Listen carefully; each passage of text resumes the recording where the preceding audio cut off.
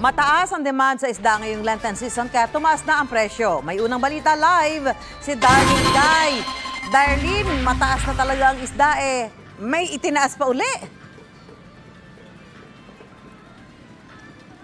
Good morning, Susan. Oo, may itinaas pa uli 10 hanggang 60 piso kada kilo yung itinaas ng presyo ng iba't ibang klase ng isda dito sa Trabaho Market sa Maynila. Dumami rin ang mga bumibili dahil Lenten season ngayon. Mas marami raw ang naghahanap ng ulam na isda ngayong nagsimula na ang Lenten season. Si Ronnie na nagtitinda ng lutong ulam, bumili ng bangus para ipaksiw at iprito. Usually, yung mga tao naman, basta hindi na tumitingin sa presyo, basta kailangan may makain lang sila May mabili silang isda.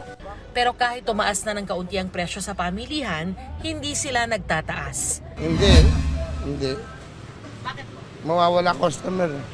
Dito sa Trabaho Market sa Maynila, tumaas ang presyo ng ilang klase ng isda gaya ng bangus, tilapia, galunggong at tulingan.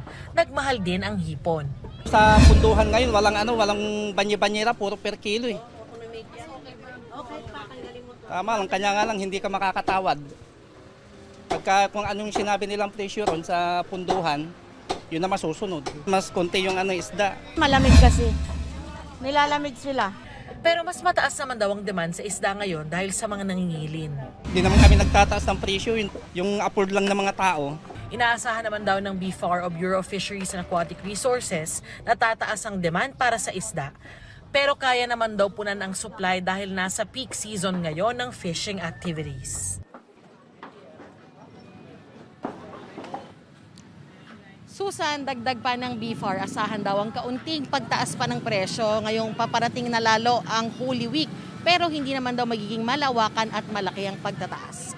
Yan ang unang balita sa Maynila. Ako po si Darlene Guy para sa GMA Integrated News.